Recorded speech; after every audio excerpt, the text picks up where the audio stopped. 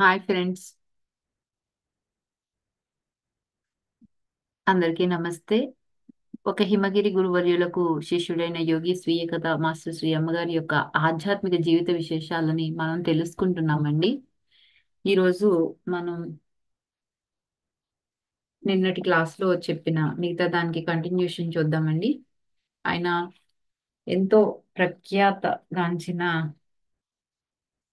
బంగాళాఖాతంలోని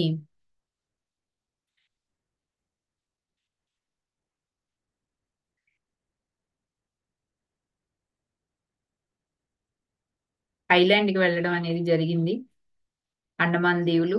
దాన్నే బంతి పూసిరెడ్డి నేల అని కూడా అందరూ పిలుస్తారంట. అది ఎంతో చూడటానికి ఎంతో ఆహ్లాదంగా అనిపిస్తుందండి. ఇంకా అక్కడికి వెళ్ళి మనం ఆ ప్రకృతి అందాలని తిలకిస్తే ఇంకెంత హాయిగా ఉంటుందో మరి.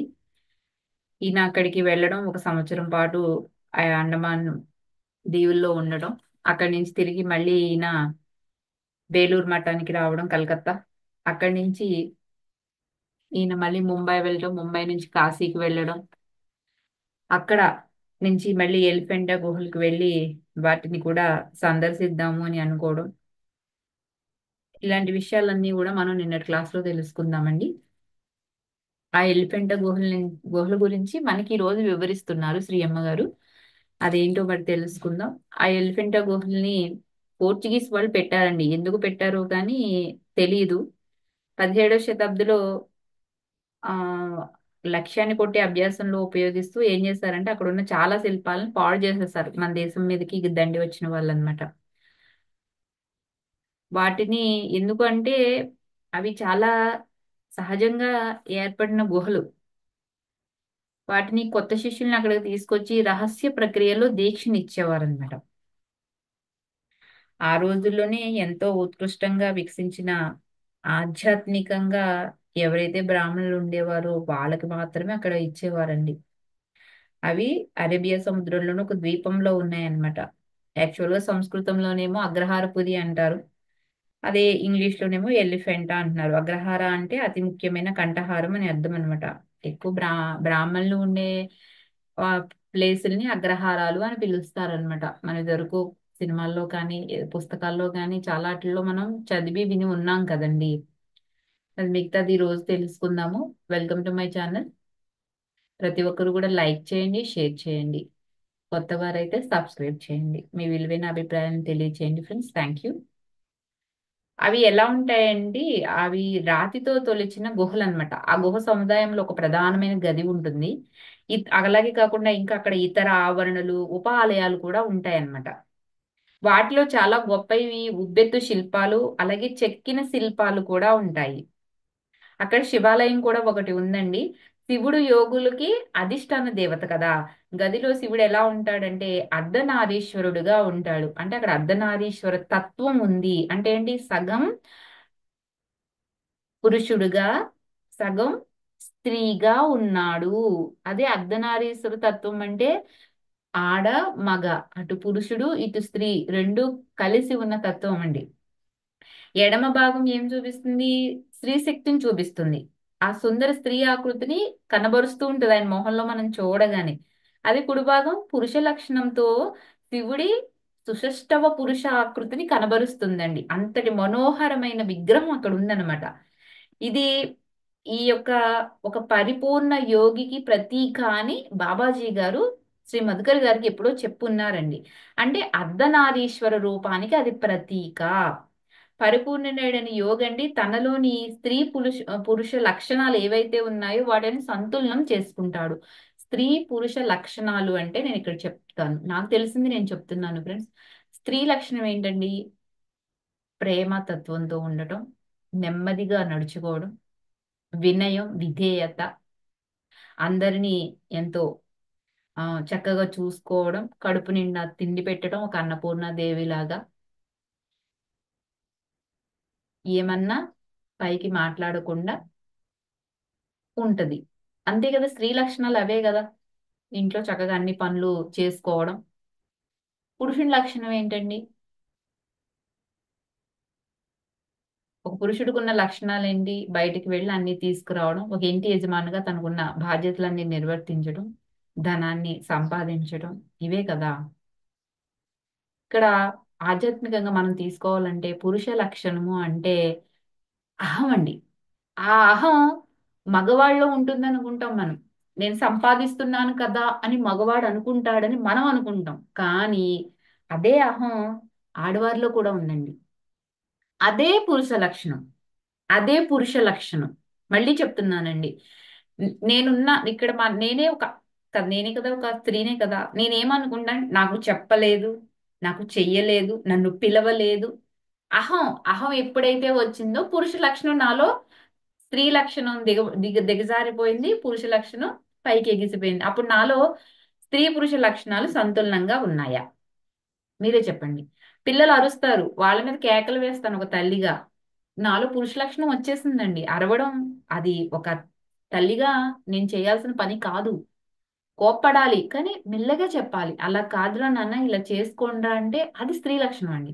అదే కొందరు పురుషులు ఉంటారండి, పిల్లలతో ఎంత ప్రేమగా ఉంటారో, ఎంత వాళ్ళు అనునయంగా చెప్తారో, అలాంటప్పుడు వాళ్ళలో స్త్రీ లక్షణాలు కనిపిస్తాయండి. అంత మాత్రాన వాళ్ళు గాజులు తొడుక్కుని కూర్చున్నారని అర్థం కాదండోయ్. వాళ్ళు ఆ పురుష లక్షణాల్ని, స్త్రీ లక్షణాల్ని సంతులనం చేసుకున్నారు అని అర్థం.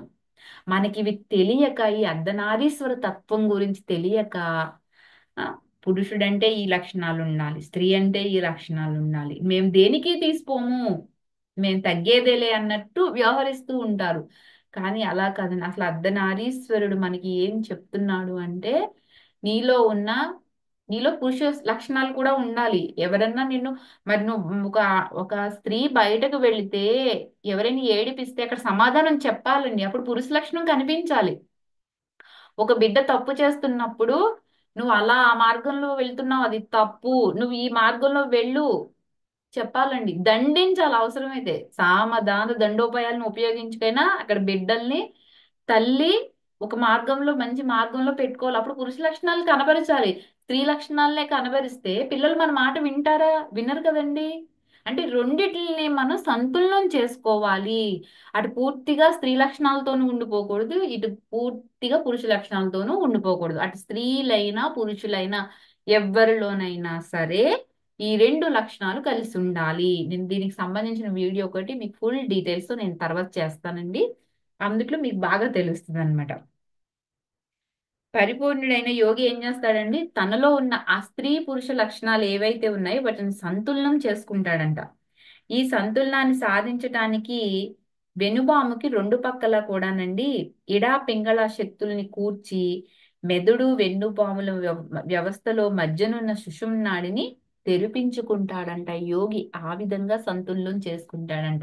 కానీ మనమైతే, సంసారంలో ఉన్న మనమైతే సాధన ద్వారా చేసుకోవచ్చు ఫ్రెండ్స్. మన వల్ల కానిది ఏమీ లేదు, అన్ని జరుగుతూనే ఉంటాయి. I can do it anywhere, any time, any place. ఏదైనా చేయగలము, ఏదైనా సాధించగలము. సాధించలేనిది ఏమీ లేదు, గుర్తుపెట్టుకోండి ఫ్రెండ్స్. ఈ మధ్య నాడి తెరుచుకున్నప్పుడు ఎవరైతే తెరుచుకుంటారో ఆ తెరుచుకున్న వాడే జ్ఞానవంతుడైన యోగి అవుతాడండి. మధ్య నాళిక తెరుచుకున్నప్పుడు, అంటే ఆ నాడి తెరుచుకున్నప్పుడు మహా సృజనాత్మక శక్తి ఏమవుతుంది, నిరాటంకంగా నర్తిస్తూ పైకి లేచి ఆ శివుడి మహాసన్నిధికి చేరి శిరస్సులోని సహస్ర చక్రంలో అతని కౌగిల్ని పొందుతుందంట. ఎంత చక్కగా వర్ణించారో చూడండి అసలు.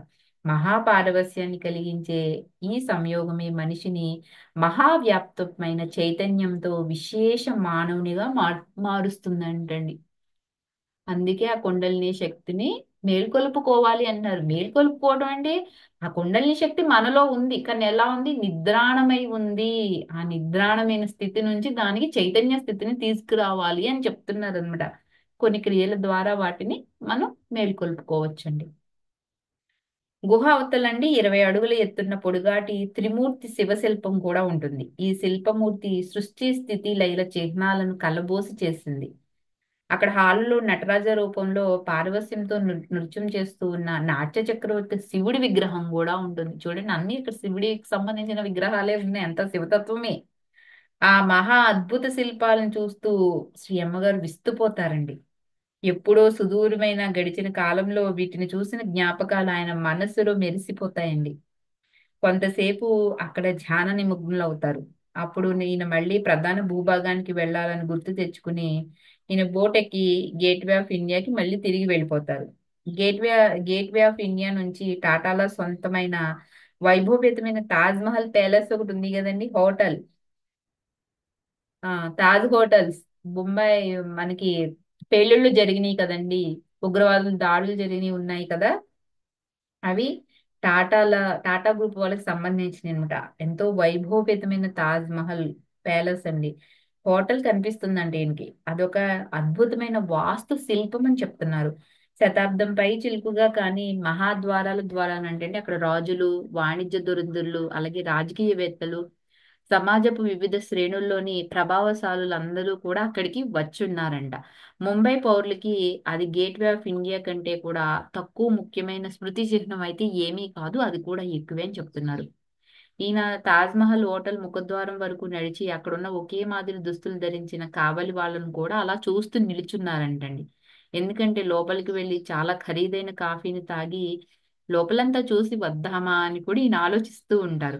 అప్పుడే నిగనిగలాడే నలుపు పైన అలంకరణ కోసం వేసిన రంగు పొరతో ఉన్న మెర్సిడెన్ కార్ ఒకటి ప్రవేశ ద్వారానికి సుతారంగా జారుతూ వచ్చి ఆగుతుందండి. యూనిఫామ్ లో ఉన్న కారు డ్రైవర్ కారులోంచి యువతలకు ఉరికి కారు డోర్స్ ఓపెన్ చేస్తాడండి. ముందు తలుపులోంచి పూర్తిగా గెడ్డం గీసుకున్న ముఖంతో సూటు వేసుకున్న ఒక మధ్య వయస్కుడు, అలాగే శరీర ఛాయను బట్టి, సాధారణ వేషభాషలు, స్వభావాన్ని బట్టి ఒక పార్సీలాగా అనిపించిన వారు దిగారంట.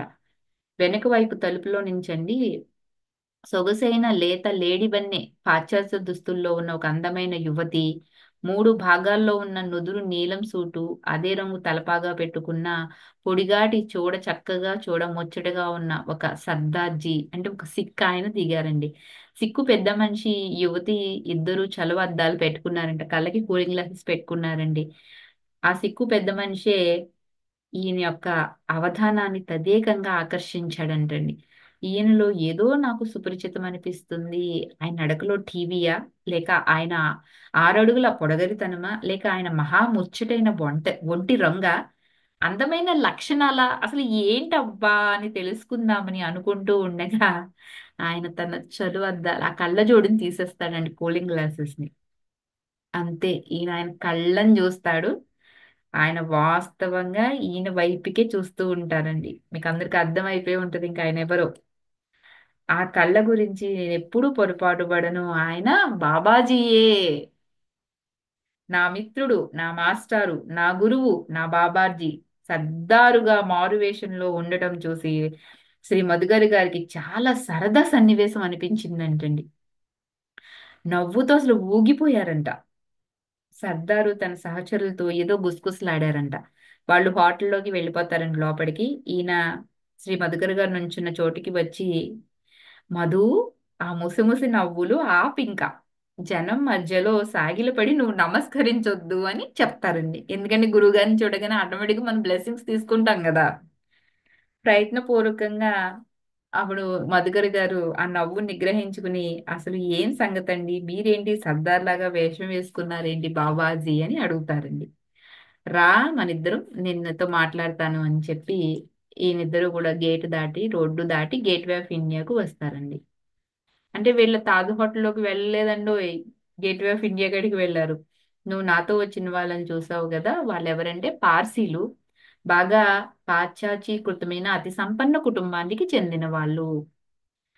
మొగుడు ఒక పెద్ద పారిశ్రామిక సామ్రాజ్యానికి అధ్యక్షుడంటండి. అతని భార్య విదేశాల్లో చదువుకున్న యువతంట, ఒక తాగుబోతిగా తయారైందంటండి ఆవిడ. ఆ అమ్మాయి తండ్రికి శ్రీ బాబాజీ గారు గురువు అంట. ఆమె తండ్రి మరణశయ్య మీద, నేను అతని ఒగ్గానొక కూతురి మంచి చెడ్డలు చూస్తానని మాట ఇచ్చాను, ఆ మాట ఇప్పుడు నిలబెట్టుకుంటున్నాను అని చెప్తున్నారండి. నేను ఆధ్యాత్మిక శక్తులున్న ఒక సిక్కు వ్యాపారినని ఆవిడ అనుకుంటుంది. నేను ఆమె తండ్రికి గురువునన్న మాటను అంగీకరిస్తుంది. ఆమె నాన్నకు నేను 50 ఏళ్లు పైగా తెలిసి ఉన్నవాడిని అయినప్పటికీ కూడా నేను ఇంకా యువకుల్లాగా కనిపిస్తున్నానేమిటబ్బా అన్నదే ఆ దంపతులిద్దరిని దిగ్భ్రాంతికి గురి చేసిందంటండి. ఆమె ఇప్పుడు మెరుగుపడిందా అని శ్రీ అమ్మగారు అడుగుతారండి. కొంత సమయం పడుతుంది, కానీ ఆమె మారుతుంది. నిన్ను ఆశ్చర్యపరిచే పద్ధతిని ఉపయోగిస్తున్నాను అని చెప్తున్నారండి. అప్పుడప్పుడు ఆవిడతో కూర్చుని శ్రీ బాబాజీ గారు కూడా తాగుతూ ఉన్నారంటండి. త్వరలోనే ఆవిడ తనకు తానుగా తాగుడు మానేస్తుంది. వింత పద్ధతే గాని కొన్నేళ్ల తరువాత నువ్వు కూడా బహుశా ఇదే విధంగా నీ పూర్వజన్మలో నీతో లెంకపడి ఉన్న కొంతమంది ప్రత్యేక విషయంలో చేస్తావు అని గురువుగారు ముందే చెప్తున్నారు చూడండి. ఇప్పుడు నేను బార్లో తాగడానికి ఆమెతో పాటు కూర్చోవాలి. అయితే నువ్వు ఎలిఫెంటా గుహలు చూసావన్నమాట అని అడుగుతారండి. అవును బాబాజీ, ఆ అద్భుత శిల్పాలన్నీ కూడా నేను చూశాను. సరే మరి నేను ఇప్పటికి వెళ్తున్నాను. నువ్వు ఇంకా తాజ్‌లోకి వెళ్ళి ఒక కప్పు కాఫీ తాగాలనుకుంటున్నావు కదా అని అడుగుతారండి. సో, ఈ అమ్మగారు వెంటనే లేదండి అని చెప్తారు. నువ్వు ముంబై విడిచి వెళ్లే ముందు హజీ అలీ దర్గాను తప్పకుండా చూడు. అప్పుడు ఢిల్లీ వెళ్ళి కొంతకాలం అక్కడ గడుపు. ఇక్కడ నీకు పాత్రికేయుడు ఉద్యోగం దొరుకుతుంది. ఏడాదో ఆ పైన అయిన తర్వాత నువ్వు మళ్ళీ చెన్నై వెళ్ళి జిడ్డు కృష్ణమూర్తిని గారిని కలుసుకో. నువ్వు కలవలసిన ముఖ్యుల్లో అతను చివరివాడు. ఈయనంటే ఈయన చెప్పిన లిస్ట్ అంతా పూర్తయిపోయింది ఇప్పటి వరకు అనమాట. నువ్వు ఆధ్యాత్మికంగా పరిపక్వం కావడానికి వీలుగా కృష్ణమూర్తి నీకు కొన్ని సాధనలు కూడా సమకూరుస్తాడు అని శ్రీ బాబాజీ గారు మధుకర్ గారికి చెప్తారండి. ఢిల్లీలో ఉన్నప్పుడు కాశ్మీర్ వెళ్ళి అనంతనాగ్ దగ్గరున్న గుహ ఆలయాలను కూడా దర్శించమంటారండి. ఇప్పుడు నువ్వు నా పాదాలను తాకు కానీ సాగిల పడవద్దు అని చెప్తారనమాట. సర్దార్ బాబాజీ వెళ్ళి తాజ్‌మహల్ ప్యాలెస్ లోని ఆ హోటల్లోకి ప్రవేశిస్తారండి. సముద్ర తీరానికి దగ్గరగా ఉన్న అరేబియా సముద్రంలోని ఒక చిన్న రాతి దీవి మీద కట్టిన హజ్ హాలీ దర్గాను ఈయన సందర్శిస్తారు. ప్రధాన భూభాగం నుంచి ఒక రోడ్డు తిన్నగా అంత దాకా వెళ్తుందన్నమాట. దాదర్లో దారి పక్కన ఉన్న ఒక చిన్న భోజనశాలలో మంచి రుచికరమైన మహారాష్ట్రీయ పగటి భోజనాన్ని తిని న్యూఢిల్లీ టికెట్ కొనుక్కుంటారండి. అదృష్ట అదృష్టవశాత్తు మర్నాటికి ఒక స్లీపర్ టికెట్ కూడా లభ్యమవుతుంది. ముంబై సెంట్రల్ స్టేషన్ దగ్గరలో ఈయన ఒక బాడుగ వసతిలో రాత్రి పడుకుని మర్నాడు పొద్దున న్యూఢిల్లీ రైలు ఎక్కుతారు. ఇది మరి రేపు క్లాస్లో లక్ష్మణ్ గారు అదే ఆ, లక్ష్మణ్ జూను అలాగే జె కృష్ణమూర్తి గారిని వీళ్ళిద్దరిని ఎలా కలుసుకున్నారు అన్న విషయాలని తెలుసుకుందామండి. అప్పటి వరకు అందరికీ కూడా ధన్యవాదాలు. Thank you.